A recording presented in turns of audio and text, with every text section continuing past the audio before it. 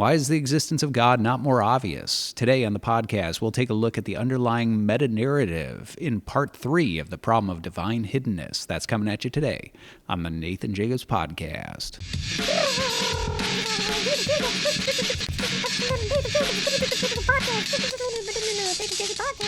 Hey everybody, welcome back to the Nathan Jacobs Podcast. So, for those of you who tune in regularly, you may have noticed that we kicked off a discussion of the Problem of Divine Hiddenness a couple of weeks back, this being installment number 3. Now, when I first started down this road, I had naively thought maybe, just maybe, I could cram the entire discussion into one episode. But after I found myself rushing through certain topics and omitting others, I knew that I was going to have to commit to at least a second installment. And yet, when I sat down to do the second installment, I found myself looking at the clock and saying, my goodness, have I been sitting here for 4 hours or something close to it? And I knew we would have to split that episode again. So by the time we were done, our initial, let's try to do this in one episode turned into, I guess it's going to be 3 episodes. So this is our last installment. So in our first episode, we took a look at Schellenberg's initial formulation of the argument, which suggests that if there's a loving God, there should be no such thing as rational unbelief. Last time, we dug into the updated form of that, where Schellenberg and then Alex O'Connor, who popularized it, discussed this problem of not just rational unbelief, but rational non-resistant unbelief. And we scrutinized that, but we also fleshed out the details of the underlying assumptions, the worldview assumptions, the meta-narrative, if you will, that sits beneath the problem of divine hiddenness. That is, how the problem seems to, or what it seems to presume about God, about the world, about man, about divine hiddenness, and what's possible in terms of the alternative to divine hiddenness, God unveiling himself.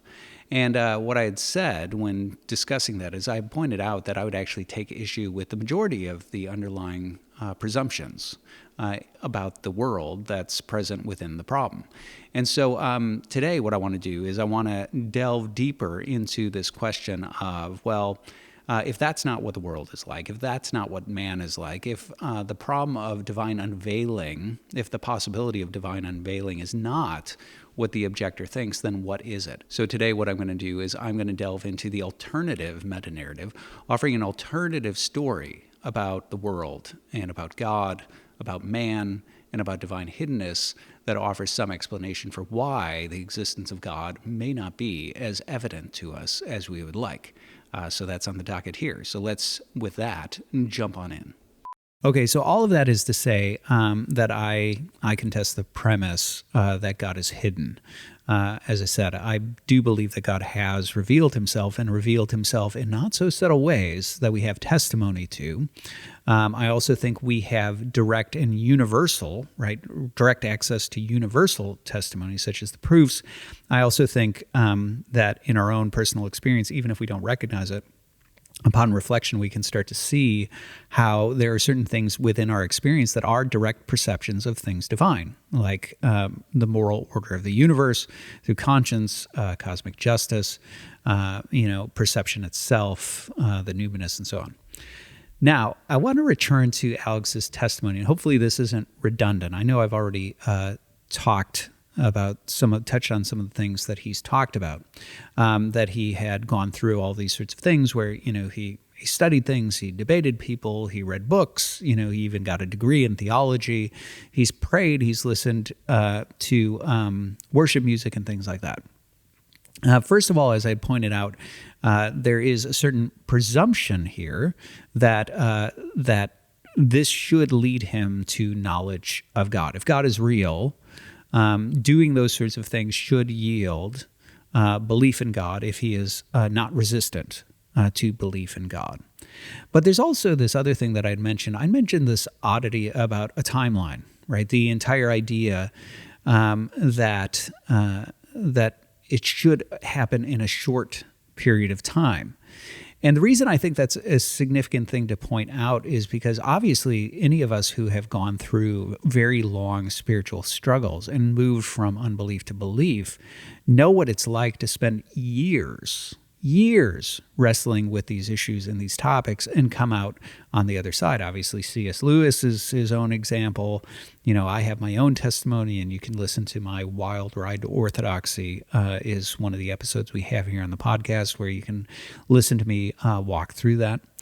But it's sort of interesting that Alex, who is a young fellow, seems to think that not only should this lead him to belief in God, but it should lead him there by now, right? And there's almost this presumption that he'll never get there. And I'm not convinced that's true. Now, just as a quick point, I'll just say this. Last time we talked a lot about the case that suggests that there's a certain utility or usefulness to divine hiddenness, and the idea that we have to somehow struggle and strive and grow, and that ends up producing a certain type of faith that is the kind that God desires. And so we looked at some of the case, right, some of the arguments that suggest that there is a utility to divine hiddenness and to the sort of struggle that it requires in order to come to spiritual formation.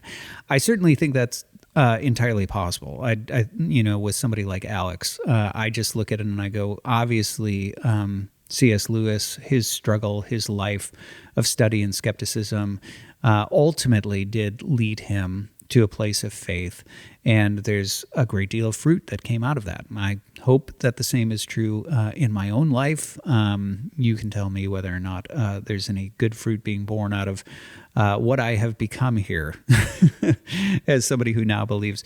But I think it's plenty evident to folks like myself who have gone down that journey and spent years agonizing over belief in God and then eventually come to faith, that it's entirely possible that somebody like Alex will come around to faith at some point and look back and say, okay, I see the wisdom in this. I see the goodness and the fruit that's born. But there's also certain other presumptions that I want to talk about that we haven't yet touched on that are within here. First of all, there's sort of, this question of, what sort of unveiling does Alex want?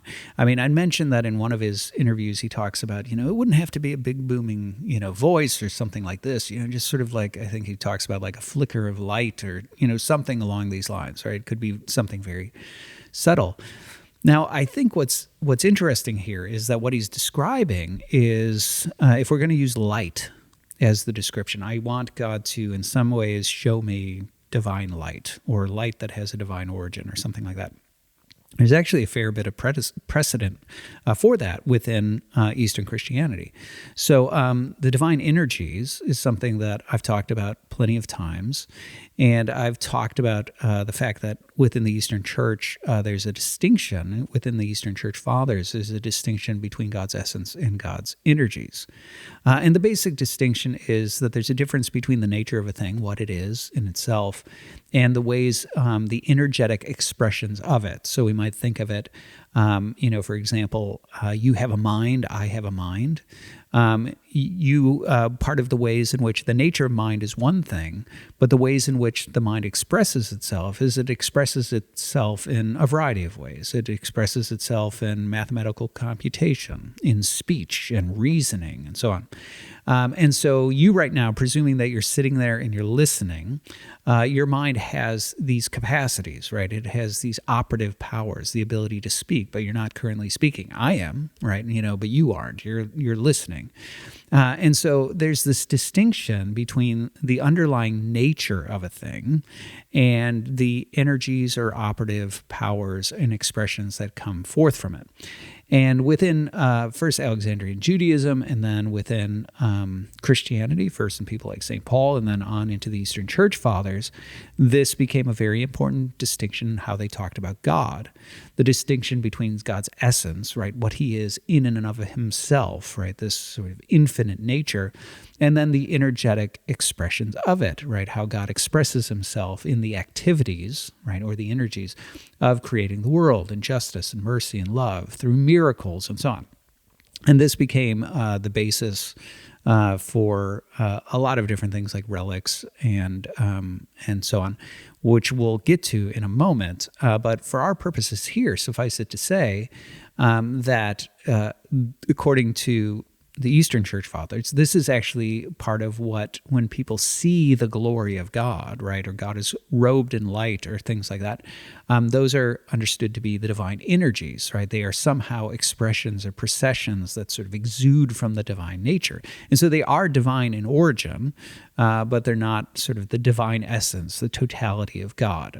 This is how Philo of Alexandria, for example, interprets God's talk to Moses about his face versus his back, where Moses says, "Show me your glory," and he says, "No man can see my face and live, but I'll show you my back." And what is this distinction between God's face and his back? Philo of Alexandria interprets that as God's essence, right? No man can see God as he is, right? Peer behind the veil and behold the divine essence per se, but the energetic expressions, the energies that exude from it, those energies are the sort of things that we can encounter, we can perceive, we can participate in, those expressions of the divine nature.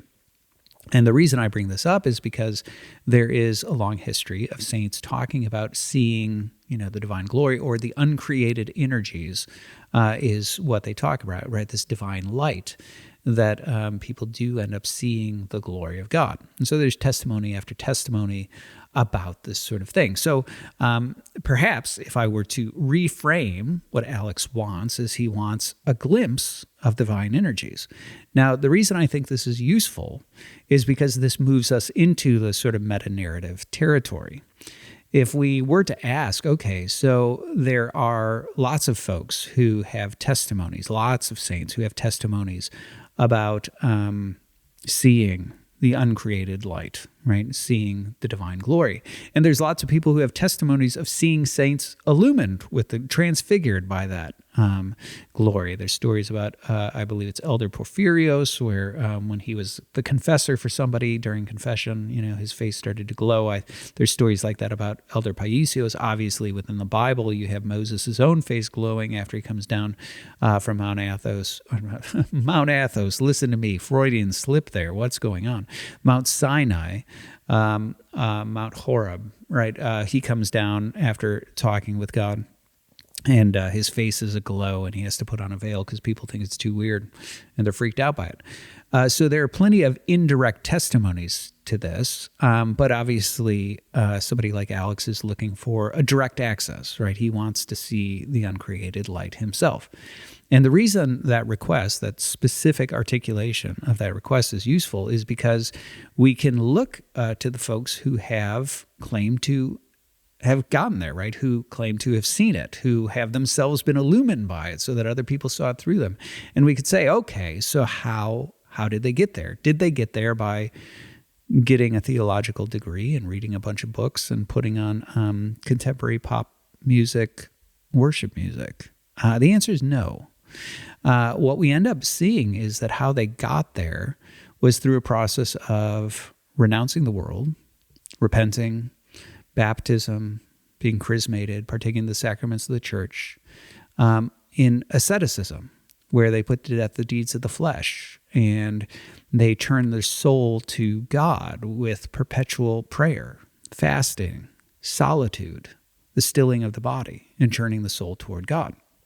And they do that for years and years and years, renouncing the world in order to pursue God toward that end. Now, the reason I think that's important is because when asking, okay, and here, hats off to Alex for actually being proactive. I mentioned last time that there's something problematic about passivity, suggesting that somehow it's incumbent upon God to reveal himself to me. At least here, Alex is he's being proactive, right? I'm going to pray. I'm going to ask God to show himself, that sort of thing. That's good, right? Because I do think when we're asking, what would it take to find God, right? For God to unveil himself or something like that, we should ask these questions like, are there any requisite conditions? I mentioned this last time. I was like, well, let's say that there was, some sort of thing that we're trying to see out in space, and so we need some sort of looking glass that we can use in order to see it, right? Those are important questions of saying, well, what are the necessary conditions? Are there any necessary conditions that have to be met in order to discover this thing? And so especially when you're talking about a person, if you are exploring the question of whether or not God is not just an abstract principle, but a person, right, whom you might have some sort of direct relating, right, as the theist suggests, then it's important to ask, does this person make any demands? Does this person lay out a path by which I'm supposed to come to discover them and know them and things like that? And so that's an important thing. And so hats off to the idea of being proactive. But part of the question is also, like, are you taking the sort of right path to get there? And it does seem that merely, if we're going to say that what you really want is you want to have the type of encounters with God that the mystics talk about, right, that the saints talk about, of seeing the divine glory, if that's really what you need, then putting on some pop music and asking God to show himself is probably not the best way to get there. So this is really important, because what this offers us is a pattern by which people have attained the very thing that Alex says that he wants to experience, namely to have this encounter with the uncreated light. And so if we look at that, and the pattern that's laid out for us is that it requires repentance and entrance into the church, right, the sacraments, renunciation of world, asceticism, fasting, prayer, solitude, things like that, then there may be good reason why merely, listening to worship music and asking God to reveal himself doesn't do the trick. And so we're sort of left with this question of saying, well, maybe that's what's required. Now, I anticipate that the objection would be, that's too much. Like, I should be able to discover that God is significant without having to go through all of that. Like, if God is really that significant to my life, such that he is the highest good and, the sort of proper end of man, then that should be more evident to me that he is real and that he's there and all of that sort of stuff, without having to go through such drudgery, such lengths. Now, here I'd say two things. The first thing that I would say is, well, I think the point can be simply inverted. If it's really true that God is that significant to human existence, why shouldn't it require, right? Why shouldn't we be willing to go to such great lengths in order to discover him? If it's true that he's the highest good and the chief end of man and all of that sort of stuff, then it would seem we should be willing to do whatever it takes in order to get to him. Now, the other thing, though, I would say, is that this goes to the meta-narrative side of things, because it's really suggesting here that God has sort of just intentionally made it that difficult for us to discover him. And that's why, he's just sort of making it unnecessarily difficult. And that, again, goes to the underlying meta-narrative, right? The claim that suggests that under the current state of affairs, God is hidden and could very easily sort of create a lower threshold for discovering him that has no negative effects, et cetera, et cetera, et cetera. We're back into the meta-narrative territory. And so here I want to actually move into the underlying meta-narrative that I would advocate as an Eastern Orthodox Christian and a philosopher of that ilk, because there's actually very good reasons why the saints believed that such lengths were required in order to discover God in the way that they hoped to discover God. So with that, let's actually move into the alternative meta-narrative that I think is actually the real state of affairs that we live in. Delving into the alternative meta-narrative, the one that I think is the actual story of reality that we live in. Let's start with the whole notion of hiddenness. Obviously, I contested the idea that God is hidden. I don't think he is, or at least not in the way that the advocates of hiddenness suggest. I do want to say, however, that our experience with God is definitely limited in ways that is unnatural. And so this is something that I talked about again and again in the previous episode, where I said, I don't want to normalize hiddenness. I don't want to normalize hiddenness. And I talked about that more toward the close of the episode when I got into some of the abnormalities about our current state of affairs. And the fact of the matter is that, yes, we are in an abnormal state of affairs. But of course, what I'm going to suggest is that this state of affairs where God seems more distant than we would like, first of all, has metaphysical explanation. It's explicable and is arguably reflective of divine love. And obviously, we talked a bit about that last time when we talked about the sorts of development and faith and love and things like that God desires. But here I want to go into a more robust narrative regarding what that really means and what that really looks like within our world. First of all, let's talk about the world properly formed. Let's pretend that the world pre-fall, right? Obviously, I'm going to be laying out here a Christian narrative. And so within the Christian narrative, obviously what you have is you have the world formed, created in a certain way that does not actually include evil. And so things are properly formed. They're not idyllic, right? Within Eastern Christianity, there is still growth to be had in order to move the world toward its proper end, and we'll talk about that. But it is not sinful, right? There's nothing in the sense of corruption yet introduced. And when we start here, and we start with just the world as it ought to be, let's start by talking about the nature of a few different things. First of all, anthropology. Right, so the underlying anthropology that's here in terms of the presumptions about the nature of man is a few different things.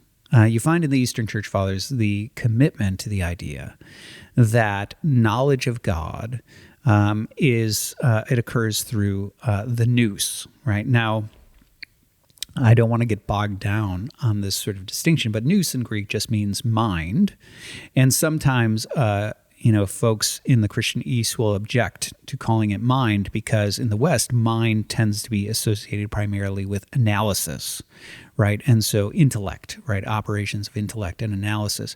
And they want to say like, no, the nous is more than that. And that's true, right?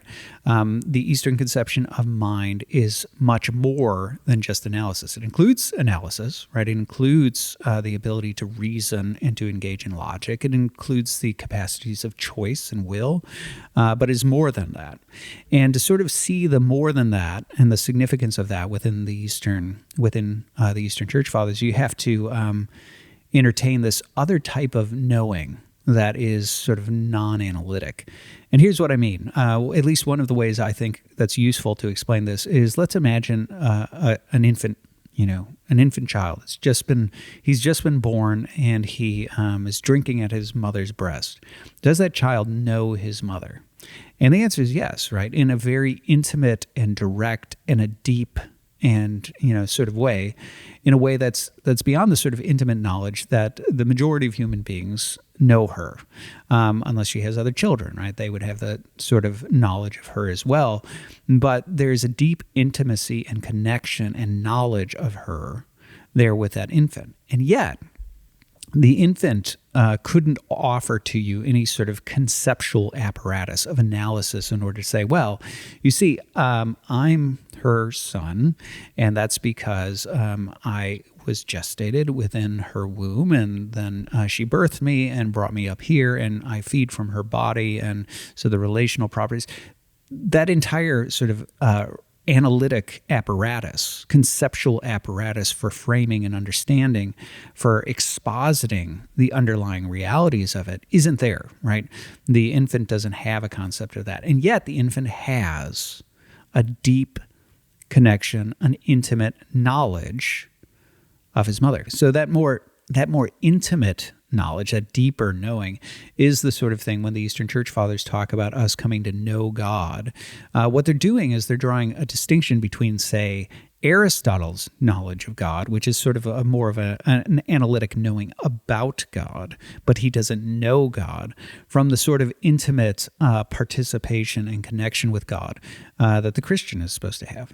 Now, the reason this is significant is because they'll talk sort of about the eye of the soul, right? And the idea that the soul has this sort of natural capacity in order to know and partake of and participate in God.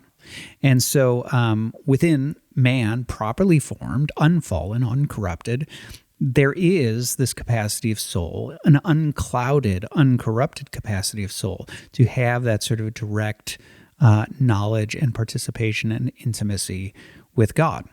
Now, part of this narrative is also that man is a hybrid being, right? We have a higher and lower nature. So you see this in the creation account, where what you have is God creates two different types of things, just like Plato talks about, where you have these sort of stable, unchanging, relatively immortal things like the angels, and then you have this shifting material organic realm, right? The realm of the heavens and the earth, right? The earth being the mortal, shifting organic realm, the heavens being the realm of the relatively immortal things.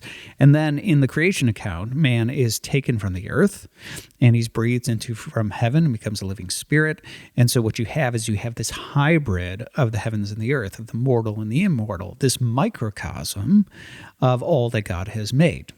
And within this microcosm, the proper order of things is that the higher nature, right, the more godlike nature, that higher nature is an icon of God, and thus is rightly the one that rules and orders and guides and caretakes for the lower nature, which is animal. And in this sense, man properly ordered is not just a hybrid, but he is a properly ordered hybrid where the icon of God, the rational spirit, is the one that governs and orders the lower nature and ultimately raises it up, right? The higher nature is the one that has access to God and the ability to imitate God and participate in God and partake of God, also has the ability to therefore raise up his lower nature so that the whole man, right, higher and lower nature, can all partake of God, participate in God. So that's sort of the basics of anthropology that's there, uncorrupted anthropology. Now, with this, you also have the sort of nature of creatureliness per se. So obviously, man is a creature, but this is something that comes out within the Arian dispute, and I've talked about this again. I had mentioned my publications where I talk about the sort of realism, the underlying realism of the Eastern Church Fathers. One of the things that becomes very apparent within the Arian dispute, the first of the ecumenical disputes, is the nature of creatureliness per se. Because within that dispute, Arius of Alexandria was arguing and making the case that the Son of God, right, the second person of the Trinity, is actually a creature. He's a very God-like creature, but, he's a creature. And only God the Father is God, right? True God in that sense. And of course, the Orthodox Church, the Orthodox position represented by Athanasius of Alexandria and then ultimately affirmed at Nicaea, was that no, he is divine. He is of the same nature as God the Father. Now, the reason this was significant in drawing out the nature of creatureliness is because what emerged in the discussion was the discussion of what is a creature and what is God. And that becomes very apparent within this discussion. So within this discussion, what you start to see is that the nature of creatureliness per se, according to the Eastern Church Fathers, is that what a creature is something that moves from potentiality to actuality, from unformed to formed, from, it moves through stages of becoming, is the basic idea. So when you're talking about a creature, you're talking about a possible being that God draws into existence, right? And so there's a transitional nature to it. And for this reason, and this is something that I talked about in the last episode, in the rushed portions, I talked about that according to the Eastern Church Fathers, not even God can make a creature that is fully formed and immutable. This comes out really apparent in the Arian dispute because the Church Fathers are throwing all these charges that Arius' Christ would be mutable because he's a creature. He would be subject to corruption because he's a creature, et cetera, et cetera. And Arius wants to say, well, maybe God makes him just like himself. He's a creature who is immutable, fully formed, doesn't undergo becoming, is incorruptible, and so on. And as realists, they were saying, that's not possible. You're talking about square circles, right? What a creature is something that was a possible being and then moved into an actual being, that moved from a potentiality to an actuality. That is a transition. So creatures are inherently, by nature, as things that come into being, we are things that are transitional. We are things that move through stages of development in order to reach a completed and perfect state, assuming we do actually get to a properly formed state. And so this is important, right? Because with this, what you have is you have the idea that man isn't just a higher and lower nature and all of that, but man is a developmental being, a being that undergoes stages of development and growth, okay? And it's necessarily so because he's a creature. Every creature per se undergoes that sort of thing. Now, with this, what you also have is you have the uniqueness of the fact that man is rational. And I talked about this fact that one of the things that is clear within the free will defense and also is relevant here is this entire idea that moral properties are tied in with freedom and with will and with choice. So a dog can't have moral properties because it doesn't have the necessary conditions of culpability, knowledge of what it ought to do, and the freedom to do or not do it. It's only because we have those capacities that moral properties adhere to our choices. Now, the reason this is significant is this is one of the reasons, as a critical feature of the Eastern Church Fathers' free will defense, which I touched on last time, is that not even God can make a creature who is virtuous. Meaning to attain these sorts of moral properties of virtue and goodness and uprightness is something that requires the exercise of will and of choice. That's how moral properties adhere. And so when making a being like man, which is a rational moral being, you have this thing where if man is supposed to be virtuous, which we are, right? That's the proper exercise of our will and our reason and things like that. God can't complete the creating of man unilaterally because at some point, man has to actually participate in order to become the thing that he's made to become, in order to become upright and virtuous, and so on. Now, this is actually what gets you into the Eastern patristic distinction between the image and likeness of God. So within the Genesis creation account, there is this point where God says, well, let us make man in our own image and according to our own likeness. And then God goes on and makes man in his own image, and likeness isn't repeated. So the image refers to the fact that man has reason and free will, right? These uniquely divine capacities that mirror the divine nature. And with that, those create the capacity to imitate and mirror the divine energies, right? So think about it, right? I'd mentioned the entire idea that the divine energies are the expression of the divine nature. With the Eastern Fathers, they actually identified the divine attributes of like knowledge, of mercy, of justice, of love, and things like that. They don't identify those as aspects of the divine essence, right? They identify those as energies. In other words, God is what God is, but that nature, that underlying nature, expresses itself by executing justice, by executing mercy, by loving, right? By knowing things, and so on. And so they actually identify those as energies of God, the expressions of the divine nature, because they are activities, right? They are active. And so with man, we have the underlying image of God. That can't be gotten rid of. It's just sort of innate in our ontology. But we are called to then imitate God's likeness, right? Mirror God's likeness. How actively, right? And this goes into the fact that man has to freely participate in the rest of his creation, right? The actualization of what he is made to become. And so in Eden, right, the entire concept of what's going on in Eden is this calling forth to say, like, to complete the making of man, right? This calling forth to imitate God and thereby come to know and partake of God, and not just participate in God in his higher nature, but in his whole person, the higher and lower nature together, partaking of the divine nature. Now, this actually raises an interesting conundrum within the Eastern Church Fathers, which is the question, and it actually precedes them. You see it in Philo of Alexandria before them, which is the question of, well, if Adam is this hybrid between the mortal realm and the immortal realm, was he made mortal or was he made immortal? And the answer is particularly relevant because basically the standard answer that you find in Philo, and then it's echoed in the Eastern Church Fathers as early as Theophilus of Antioch, you end up seeing this response that basically says, well, he was created neither, meaning he was potentially mortal and he was potentially immortal, and his will functioned like the fulcrum of a balance scale, deciding which one he was going to move toward, which one was going to be the ruling nature. And so that's sort of the choice that's laid out in Eden, to embrace the higher nature, obey God, move toward God, and in this sense be properly ordered, where the higher nature comes to know God and imitate God and partake of God, and then with it raise up the lower nature. Or does it subjugate the higher nature to the lower nature and embrace the mortal things? Well, obviously we know how the narrative goes. The narrative obviously does have Adam and Eve going ahead and subjugating the higher nature to the lower nature. And in this way, what happens is the fall.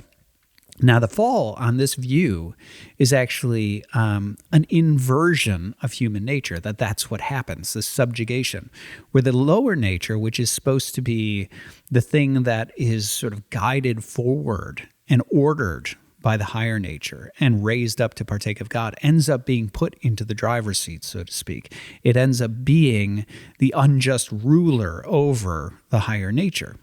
And this has consequences. So I'd said that the nous has a natural access to God. Well, here, one of the first things that happens is because of the retreat from God, the eye of the soul is blinded. And so this is where we get our first unnatural distance. You think about this with Eden, right? That Adam and Eve seem to apparently have some sort of direct access with God. Now, I mentioned that, there's still withdrawing, right? There's sort of degrees to this, that God seems to withdraw the sort of obvious nature of his presence from them during the time of tempting and then returns afterwards.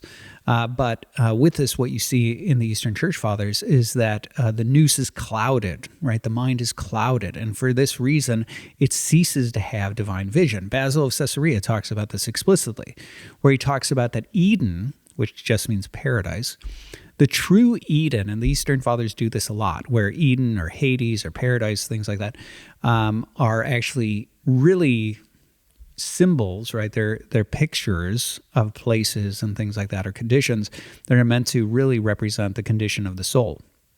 And so the true Eden was not a garden, right? That the true Eden, Basil tells us, was the divine vision, the fact that they were in a state where they could see God and they paid no mind to the lower needs of the body. And what Basil points out is that the moment that they turned away from God and they sinned, that vision was lost. And as he puts it, they were immediately out of Eden.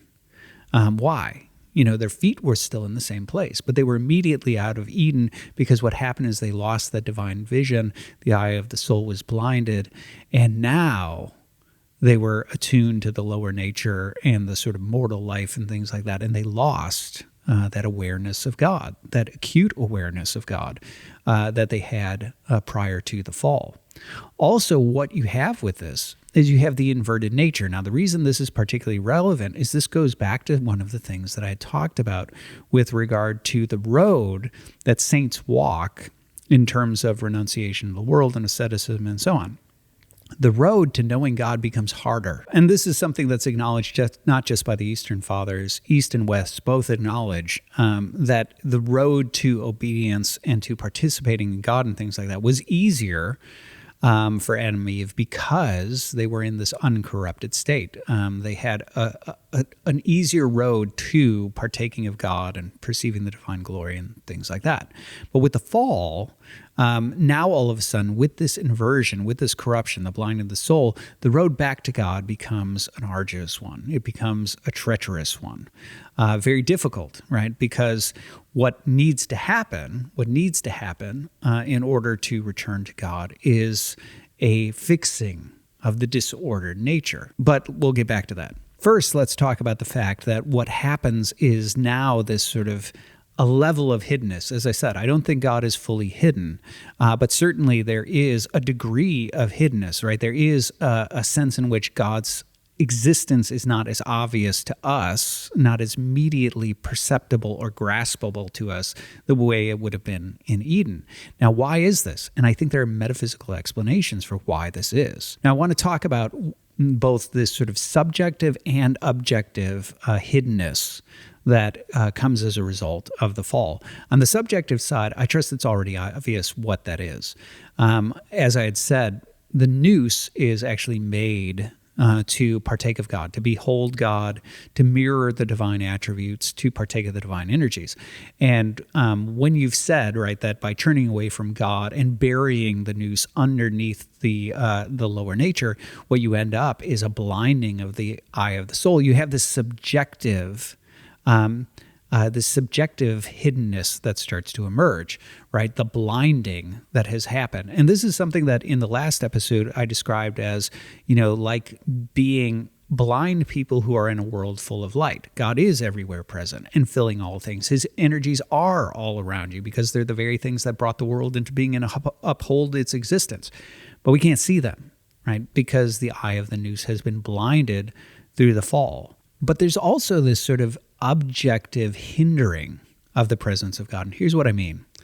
I've talked before in certain contexts about the normative mode of divine providence. And I think this is a really important point that, sort of deserves its own careful attention, but I'm going to have to do it in overview form here. I'd mentioned that with somebody like Alex, or really anybody who has sort of a Western clockwork universe, which I think is sort of the default for most people in the English-speaking world, post-Enlightenment, we tend to think of like the world is a bunch of, it's non-God stuff, right? This dead matter, or maybe it's active and living matter, however you think of it, but it's not God. And so it's sort of this functioning clockwork. And if God shows up, he should show up as a new object in the room, right? He should show up as an additional actor on the stage, or a new chess piece on the board, whatever it may be. And so oftentimes when people are looking for God, they're looking for God in between the things that surround us.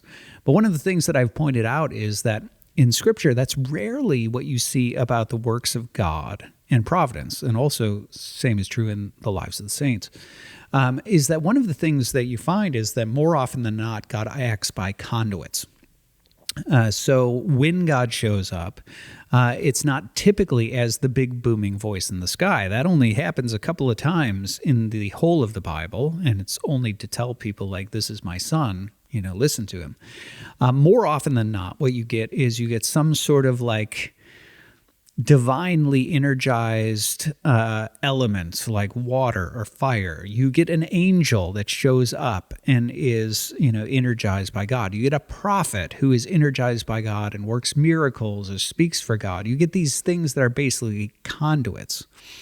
And the reason I think this is important, I need to sort of add to the layer of what we talked about with the divine energies, this other layer about transferability.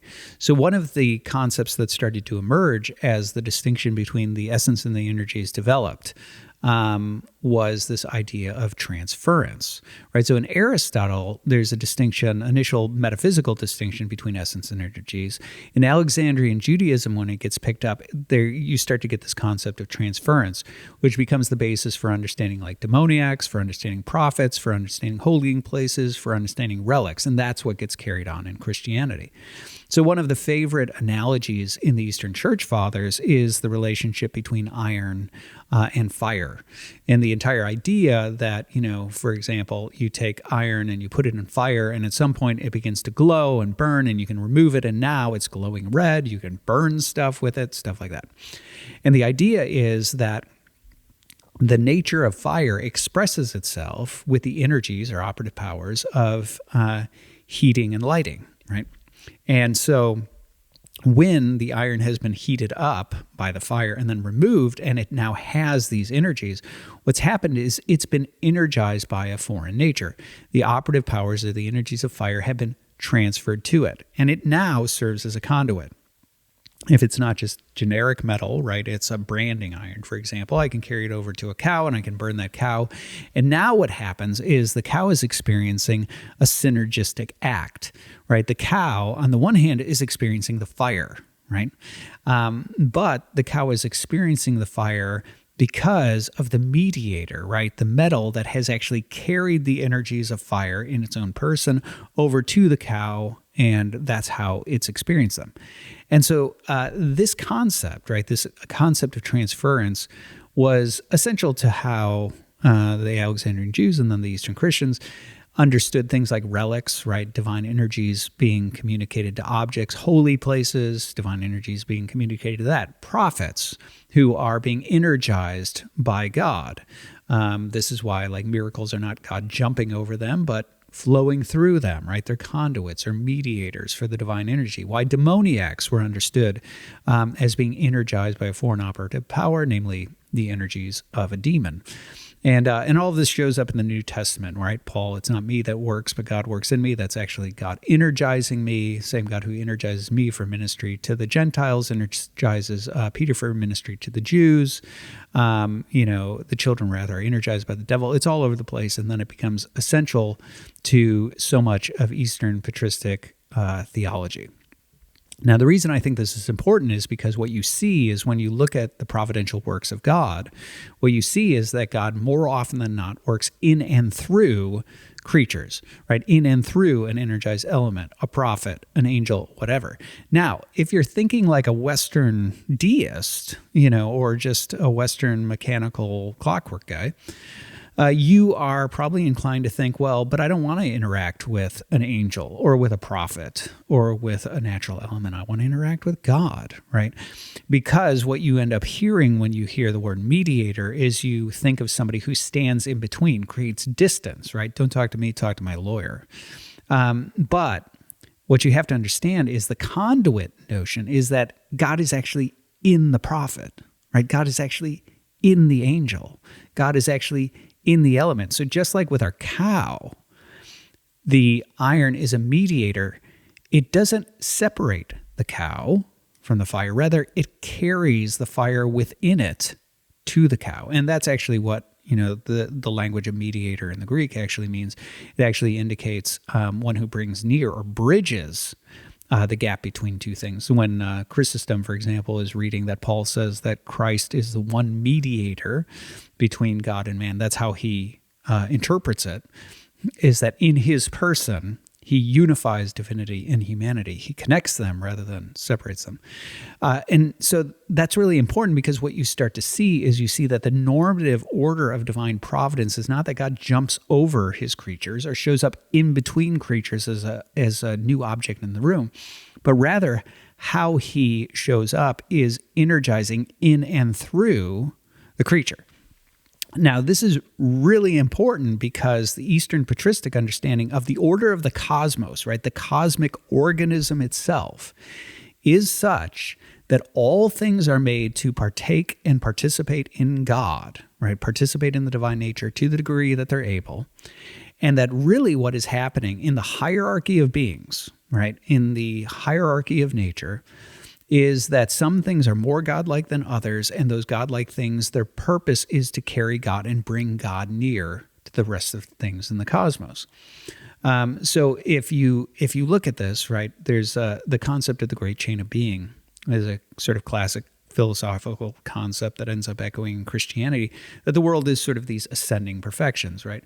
You have rocks, and then above rocks you have living things like plants, and then above plants you have living, moving things, right? Things, self-propelling things like animals. Above those you have rational beings like man, and then you have the immortal beings that we are a little lower than the angels, and then within the angels there's angelic hierarchies as well.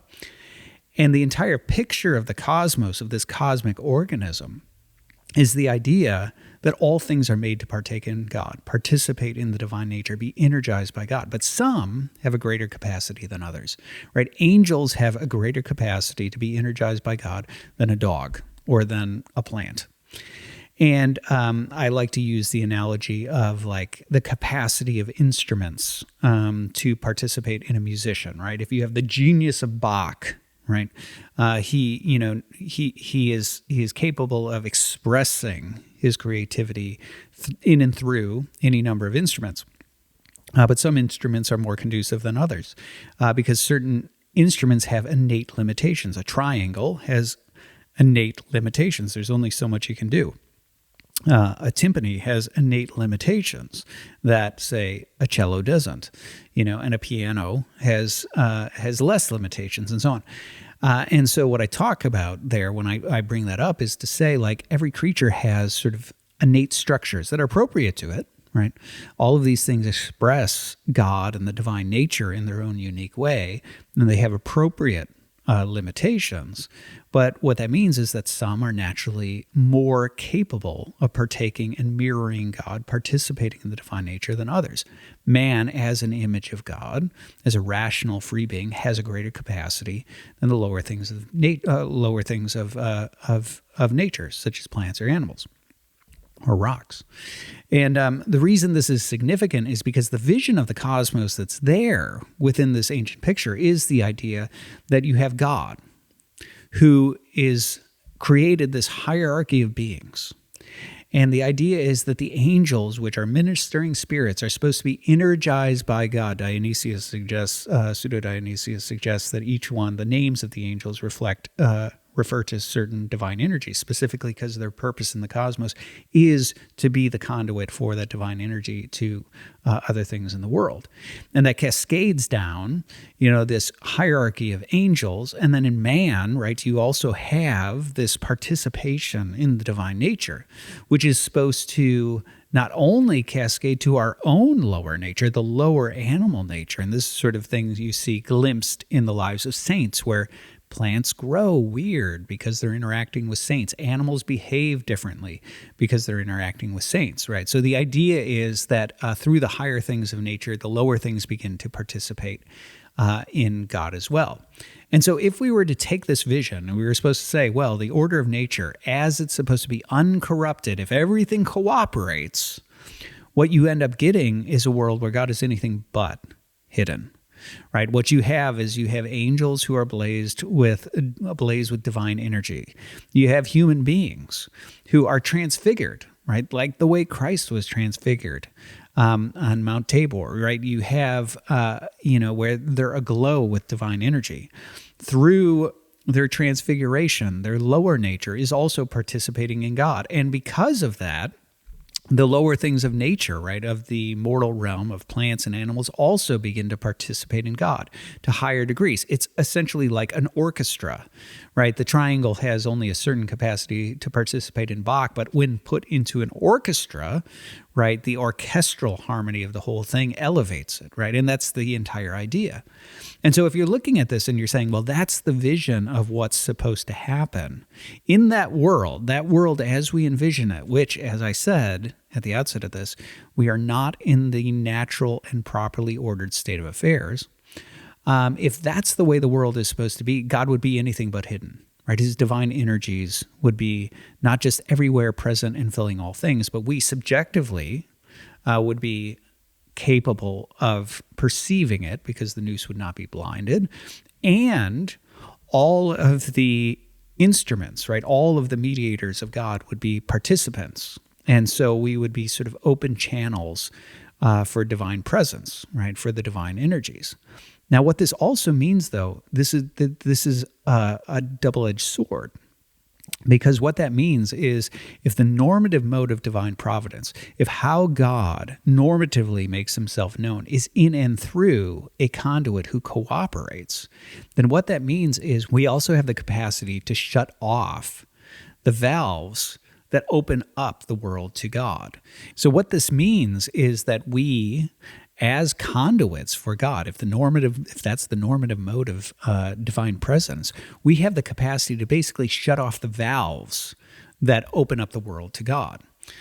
So if we are the mirrors that are supposed to refract God, right, sort of multiplying the divine light, as it were, within the world, we have the capacity to stop that, right, to shut it off. And that's what I referred to as the objective side of this. So on the one hand, there's the subjective blinding. We are blind men in a world full of light.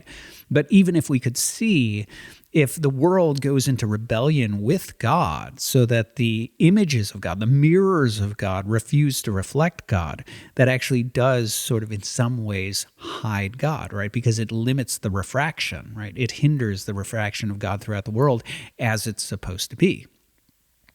So that's the sort of that's one of the consequences, right? The consequence of hiddenness. Now there is another dimension to this too, because I don't want to just suggest that divine hiddenness is somehow like just an effect, right?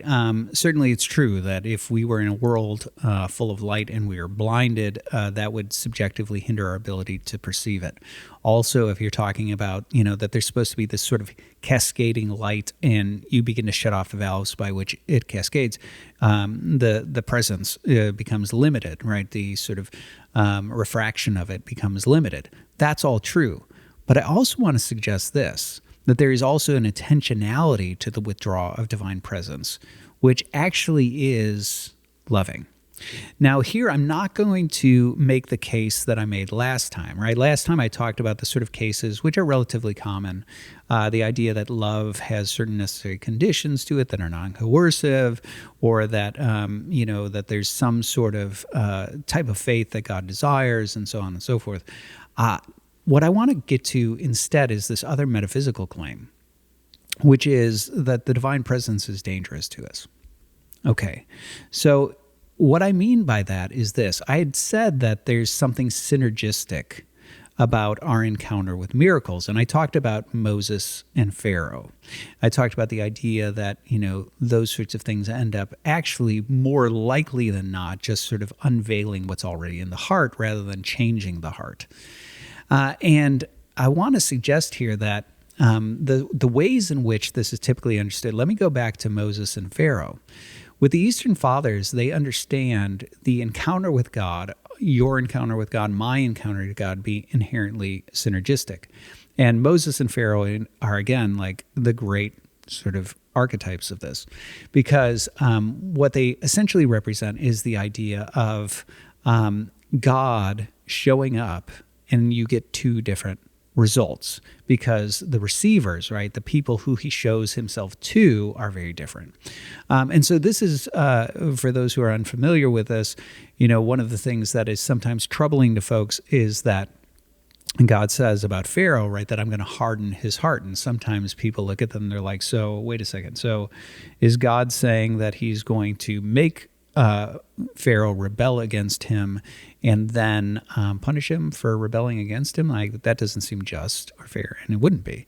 But how the Eastern Church Fathers understand that is that what God is really talking about is he's talking about just showing up. So Origen of Alexandria, for example, he talks, not that he's an Eastern Church Father, Eastern writer, but not a father. Anyway, he talks about how, there's this point where God talks about, I have mercy on whom I have mercy, I have compassion on whom I have compassion. And this is brought up in this context where St. Paul is talking about, vessels of wrath, vessels of mercy, and Moses and Pharaoh and so on. And how the Eastern Fathers understand that, one of the things that Origen points out is he says, look, if the sun, S-U-N, could talk, it could say, I cause to grow and to flourish, I cause to wither and crack. But the sun wouldn't be saying, I treat soil differently. The difference has to do with the soil itself. So how the Eastern Fathers understand God talking about that he's going to harden Pharaoh's heart is really just saying, I know what this man is. I know what he's like. I know his heart. And I know what's going to come out when I show up. So he's just acknowledging that me showing up, how is he going to harden Pharaoh's heart? By showing up, by declaring that he's God, by demonstrating by a miracle, by doing all the same things that he did to Moses. And this is the important part about this, is that that carries through in a lot of aspects of how the Eastern Fathers understand things. With the Eucharist, for example, the Eastern patristic view is that the Eucharist is actually the body and blood of Christ, that it is effective, that it carries the divine energies within it. But Paul warns that it is dangerous to take it unworthily. Well, why? Well, the question is not whether the energies are present. It's not whether God is present. The question is, what kind of soil are you, right? Will it negatively impact you? And this is actually part of the entire rationale between around things like excommunication, the idea that there's important times where a person needs to repent and step away from the Eucharist and sort of retill the soil, as it were, in order to, again, approach it in a worthy manner. Now, I say all of that because what I suggest is you see this as a consistent theme throughout the Old Testament, for example, that the presence of God is dangerous. You see this where God tells Moses, he says, like, okay, go ahead, but I'm like not going to go with you. And Moses is like, come on, like, you got to come with us. What else would differentiate us? But one of the things that God says, if I go with you, I'll destroy them.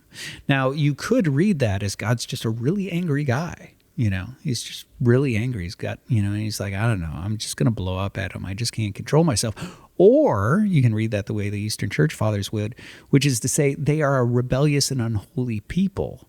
And to be around me is dangerous because I burn up things that are not holy, right? So there is this very sort of substantive sort of concept at work within the Eastern Fathers. You see this actually in the book, The Great Divorce with C.S. Lewis, where it's sort of like this story, this portrayal of, well, either the afterlife. I'm not convinced it's necessarily the afterlife, but it's at least a picture of, at least it's a portrayal of, heaven and hell, and the people in hell, they come up to heaven on this omnibus, and they discover that they are basically ghosts, right? They're ethereal, transparent sort of things. And heaven is substantive and it's real, and that's why like the grass penetrates the feet of the ghosts from hell because they're not substantive and they can't pick anything up or eat it. And the people who are in heaven are substantive, and so they feel like giants, and the earth feels like it shakes underneath their feet and things like that. And all the people in heaven are trying to get the people in hell to like come and like journey up the mountain to see God. But they talk about it like it's like building up calluses, right? Like, don't worry, like you'll firm up as we move along. And there's something about that, like with the Eastern Fathers, where they understand like God has a certain effect on creatures, right? It's not as if a good guy and a bad guy and somebody in between all sort of step into the presence of God and it's all a matter of indifference, right? It's just how God treats them or something like that. So the problem is that, the way a lot of folks just sort of talk about the presence of God is they talk like God could just show up in the room like any other guy shows up in the room. And, it doesn't matter whether I'm a good guy or a bad guy. We all just sort of are there chatting with him. And when we talk about the effects, we'd really just be talking about things that he just chooses to do or something like that. But that's definitely not how either the Bible, especially in the Old Testament, or the church fathers themselves conceive of the presence of God. Rather, God is a consuming fire. And so things that are, so to speak, to run with the analogy, combustible, it's dangerous for them to be around God, whereas things that are substantive, metal-like, they can be energized by God, or they can be refined by God, or something like that. And so running with that sort of metaphor, there's a real sense in which there's something very presumptuous about the idea of God should just unveil himself, and that would be a good thing for me. Right, that I would respond well. It's not just presumptuous in the sense that I would believe, right, and I would have faith and I would repent or whatever else, but it's also presumptuous in the metaphysical side, the idea that there would be positive things that would happen to me. And so there's also a very real sense in which part of this narrative that I'm laying out is not just that we have the subjective blinding, not just that we also have in our rebellion a shutting off of the valves that sort of open the way to God in the world, the presence of God in the world, but also there's a mercy in God withdrawing his presence in those heavier ways, in those more evident and sort of sublime ways that you see testified to in the Bible, because those are dangerous to fallen, corrupt beings. And this is one of the reasons why, really throughout the Eastern Church Fathers, and this is a longer topic, but suffice to say that future judgment itself really is the unveiling of God. And the sort of effect that the presence of God has, the varied effects, for better or for worse, on his creatures. So there's a certain sense where within this narrative, God's presence is withdrawn in order to protect us and to create a time in which we have time to repent and prepare ourselves for his final unveiling. So there's that, right? And that's not to disregard the arguments talked about last time about love or about the sort of goods that come from struggle and moving forward toward a certain type of faith. But it is to say that there may also be a metaphysical side of mercy to God hiding himself from us for our own sake. Also, I would just say within this narrative, keep in mind that there's also a heavy demonic component. Again, this is not something that's oftentimes talked about. Again, I think Christianity, due to the influence of modernity and then modernity's influence on Protestantism, that certain aspects of the Christian narrative and worldview ended up getting at least ushered off to the corner because they might be a point of embarrassment. I'm not embarrassed of the fact that Christianity believes in demons and devils and believes that those are significant to human experience and to its worldview, and even to the gospel itself, even to the Christian narrative itself. Its significance here, of course, is the idea that humanity in rebelling against God, turning away from God, subjugating our higher nature to our lower nature, also subjugates ourselves to demonic powers, to the God of this world, as St. Paul calls him. So with this, one of the things that's really important in the Eastern patristic narrative is the idea that the cosmos itself is ordered in a certain way where these ministering spirits have certain roles to play. Actually, if you dig through the Eastern Church Fathers on this, angels are entrusted with things like, the elements. They're entrusted with the care of man. You have some of them are entrusted with the care of nations. You have some of them are entrusted with individuals. That's what you call guardian angels. Some of them are entrusted with tending to animals or the birth of animals. And anyway, there's a whole bunch of things like that in there. And what's important is that the cosmos itself is a giant organism.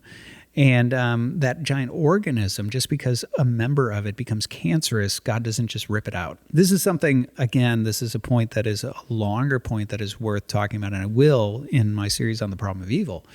But it's noteworthy that what God does not do, when you're talking about miracles or intervention or something like that, God does not violate the order of nature. Now, that might be a little bit surprising, because most folks tend to, like in modernity, miracles are defined as a suspension of the order of nature, right? Where you have a certain law and then looking to a final cause, God finds good reason to create an exception to this otherwise rule of nature. However, one of the things that I think is noteworthy is when you look at miracles, let's take a miracle, I think specifically of a man I know who had brain cancer. And he went to Mount Athos, and a monk prayed for him, and his brain cancer was gone. Okay. Now, what happens in that, you might say, well, that's a miracle, right? And it is a miracle. That's true. But what never happens in these sorts of miraculous incidences, that was a mouthful. What you don't see is that God says, okay, the brain is cancerous. I will remove it, and you will continue to operate without a brain. Right? Actually, that would be a perpetual miracle, and it would be an act by which God violates the order of nature, because you're supposed to have a brain. What happens is instead is when God works a miracle, he restores nature. He moves it back toward wholeness. He actually operates in accord with nature. The cancer is the thing that's moving contrary to nature. He moves it back toward proper formation. Now, the reason I think this is important is because a lot of folks are perplexed by, why would God allow demons in the world? Well, the fact of the matter is they're part of the world organism. That's why.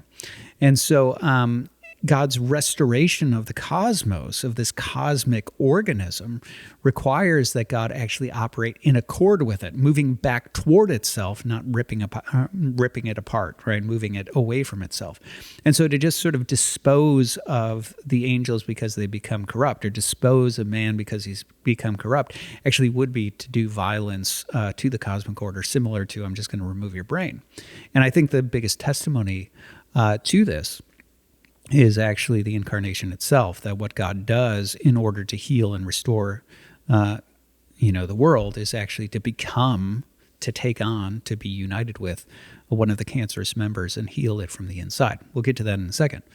But just suffice it to say here that because within the cosmic order, one of the things that's corrupted is not just men, but angels. What you end up getting is you end up having caretakers over us who are supposed to usher us to God, who are supposed to be conduits for God, who are supposed to be conducive to our proper relationship with God. But instead now, they want to eat the sheep, so to speak. And the importance of this is what this means is it's not just us and God.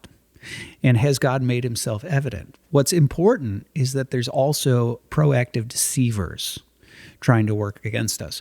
So I'd mentioned last time the fact that when I was talking about the fact that we are not just computational machines, and I was talking about propaganda, and I was talking about the impact of propaganda on our belief sets, it's important to note that we are, sort of social animals, that we are animals whose beliefs are oftentimes largely formed or reshaped based on herd instinct.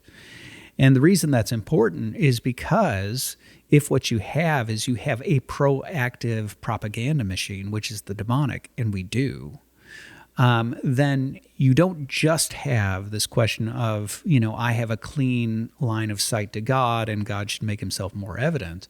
What you actually have is you have not only the blinding of our soul, not only the shutting off of the valves, but also a propaganda machine at work that's interested in making sure that you don't find your way back to God. And that's also part of the narrative, an important part of the narrative. And so when it comes to the question of why is God not more evident to us in the current state of affairs, well, there you go. You have ample explanation. But you also have the question of what's to be done about it. And this is where the redemption part of this narrative is really, really critical. Because part of the claim, one of the claims would be, one of the questions, let's frame it as a question. One of the questions would be, well, so what can be done about it? Can I sort of unblind the noose? Can I reorder my nature and things like that? And the Orthodox Christian answer is no. You can struggle in that direction, right? You can put to death the passions. You can do the sorts of things that the Stoics did, that the Aristotelians or the Platonists did, that the moralists do. You can do those sorts of things and grow toward God. And you will find a certain amount of divine light. But to fully remedy the situation in which we find ourselves, the answer is no. And so the Orthodox Christian gospel is that after preparing the way through prophets and so on, that God sends his Son, the second person of the Trinity, right? The creator God, as it were, enters the cancerous cosmos, right? That he becomes and takes on, joins himself with one of the cancerous organs. He becomes a creature. He becomes a human being. And he does in us, in our species, what we cannot do for ourselves, which is that he heals the soul.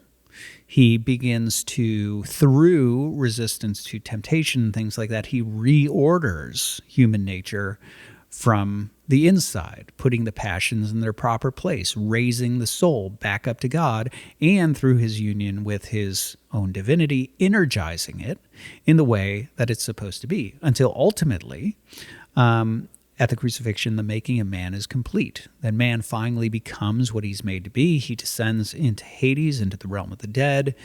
He who has life within himself ends up bursting the realm of the dead, bringing light to those who are held in darkness, dispelling the darkness, dispelling the death of death, right? Trampling down death by death, and ultimately raising humanity from the dead and all with him.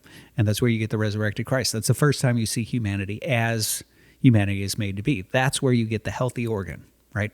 That is the picture of what man is made to be, the resurrected Christ, for the first time. Adam was not that, right? Remember, Adam had to participate and become something more. He didn't. The first time you see that something more, you see it in the person of Christ. And that is what, to again hearken to C.S. Lewis, that's what C.S. Lewis calls the good infection. Right, so just like in sickness, right, when you get an infection and it begins to spread to the body, the idea is that Christ is the healthy organ, right? It's the good infection, and that's one of the reasons why all of the language about the gospel, the call of the gospel, has to do with him and you and him. eating his flesh and drinking his blood, the gift of the Holy Spirit, him purifying you, union with Christ, and imitation of Christ, taking up your own cross, following that pattern, in the hope that ultimately you too can become healed and restored and partake of God, and ultimately attain to the resurrection of the dead, and become what you were made to be from the first, even though we find ourselves in this corrupted state. Now, all of this helps us understand why on earth the saints did what they did, right? Like, why would they, after becoming Christians, why would they renounce the world? Why would they go and engage in asceticism, fasting, prayer, lifting the soul up to God, and so on? The answer has everything to do with their understanding of reality and of anthropology. The idea that what the sacraments are is a union with Christ, right? A union with that good infection, the start of that good infection, the reception of the Holy Spirit and those sorts of things that starts you on the road, puts you into the hospital. And also, in terms of the activity of asceticism and prayer, this is the restoration of human nature. This is the idea that through asceticism, through fasting, the passions, the lower nature is being put back right in its proper place. And the higher nature, through prayer and repetition and divine liturgy, is being raised up to God. So it's the reordering of the nature, an imitation of Christ all throughout your life, where you mortify the flesh, you put to death the deeds of the flesh, and you try to reorder that nature from the inside. So I had mentioned, what the road was that the saints followed in order to get the sort of thing that Alex was saying that he wanted. And I had raised the objection of saying, well, it should be easier, right? But the question, and this goes back to like the issues of metaphysical necessity, can it be easier? And my contention would be no. That I think what you're seeing there is you're seeing this is how, given the nature of man, given the nature of fallenness, this is the road back, right? This is what's required in order to purify the nous, in order to reorder our nature and reorder the higher and lower nature, and to raise the soul up to God and begin to experience the sort of healing that ultimately gives way to an unveiling of God that is not to our detriment, but to our salvation. So it's not just that God's trying to make things exceedingly difficult. It's just that the reality of the fall makes things exceedingly difficult. And that's just the nature of reality. I want to close with one last thing.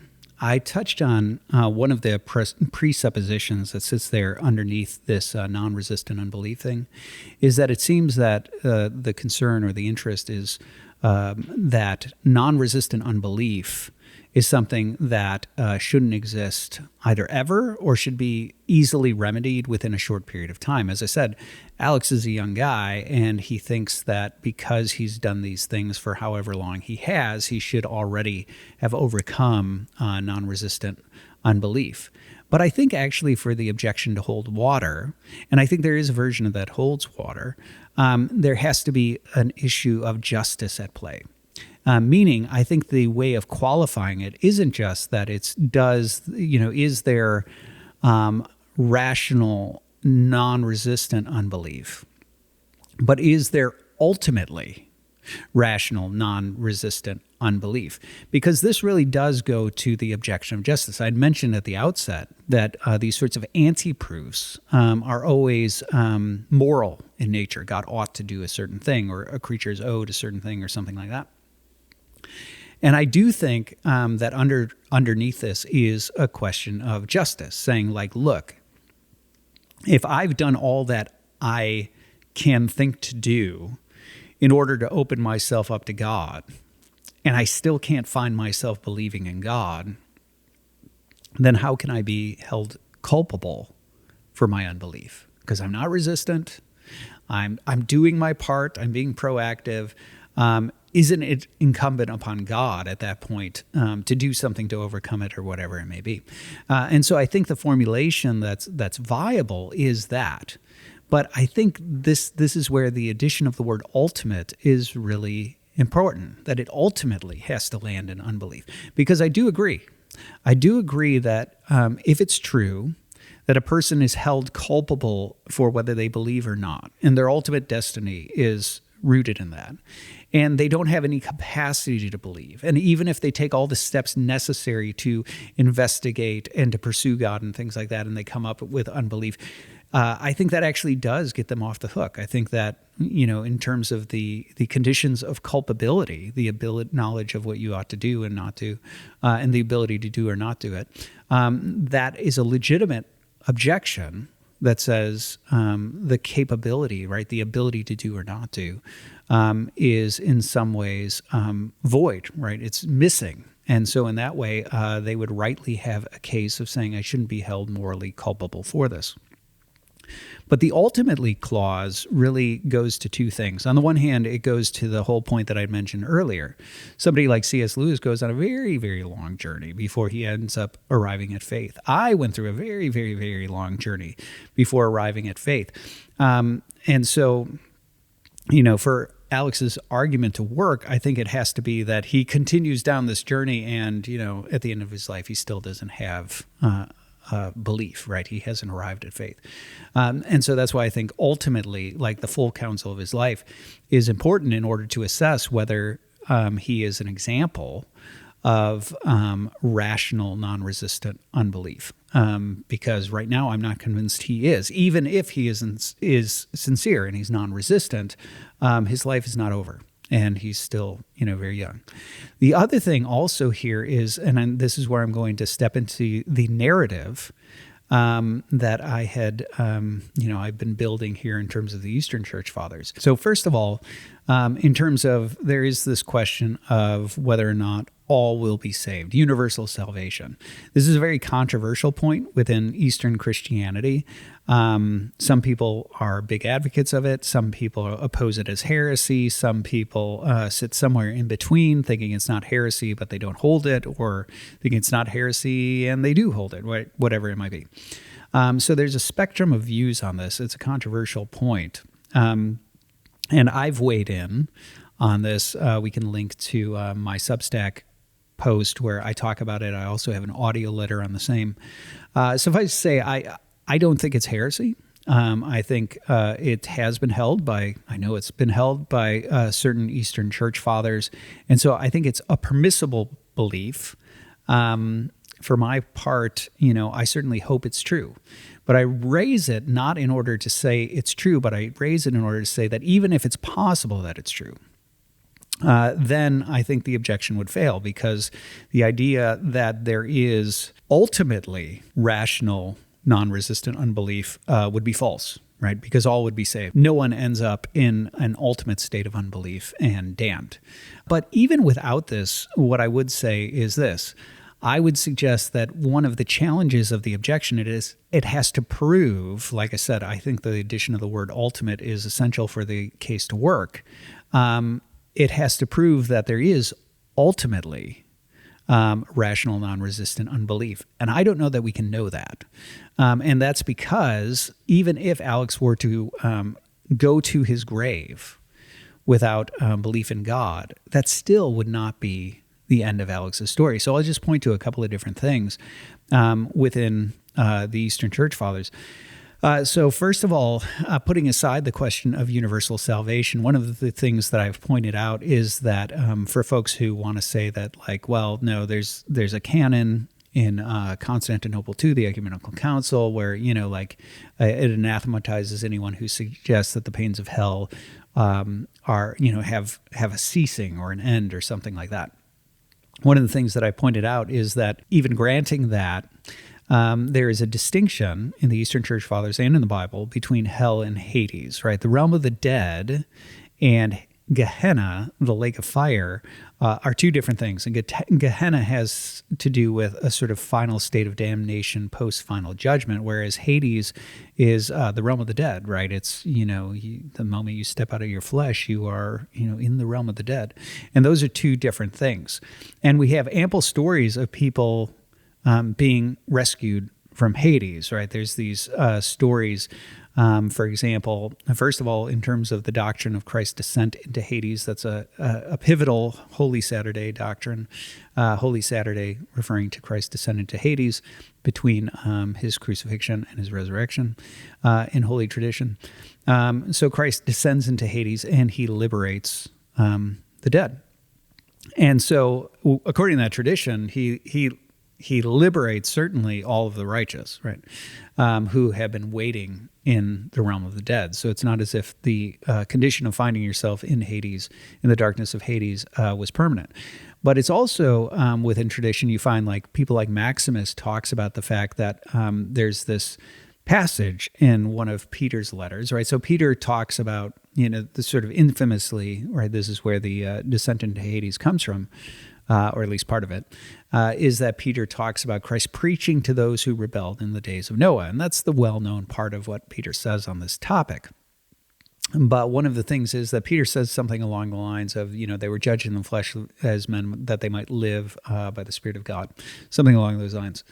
And Maximus interprets this as referring to the Noahic rebels. So these are not the Old Testament righteous, right? These are people who were drowned, right? They were so wicked and in rebellion against God that they were drowned and ripped out of their bodies and put, their souls dwelt in the darkness of Hades, unable to, exercise their passions and engage in wickedness because it was basically forced rehabilitation, right? Their souls don't have a body to exercise his passions with. And they sat in darkness so that when Christ came and preached, they might repent. You see something similar to this in Origen when he talks about, when he talks about Pharaoh, where he talks about like the drowning of Pharaoh, and he says, even though that's sort of like not the end of his story, and he hints at that same sort of thing that, Pharaoh goes into Hades and who knows what happens when you take a guy who thinks he's God and you rip him out of his flesh and you stick him in the corner for a couple of 1,000 years until the real God shows up. He might just repent. Obviously, that's my imitation of Origen. That's not a quote. But the point is, even if people are like, yeah, but that's Origen, he's, he has heretical views. Well, that appears in Origen's Philokalia, which is actually edited by Basil of Caesarea and Gregory of Nazianzus. So it's part of the approved passages of them. Also, there's stories in tradition about like the iconoclasts, right? So there was the Pascha, right? The Lent preceding Easter, Pascha, after a ban of icons had been lifted, the entire church ended up writing out the names of the iconoclasts who had died, put them under the altar. They prayed for them all during Lent. And when they removed the parchment, all the names were gone, which they took to mean that those people had been absolved.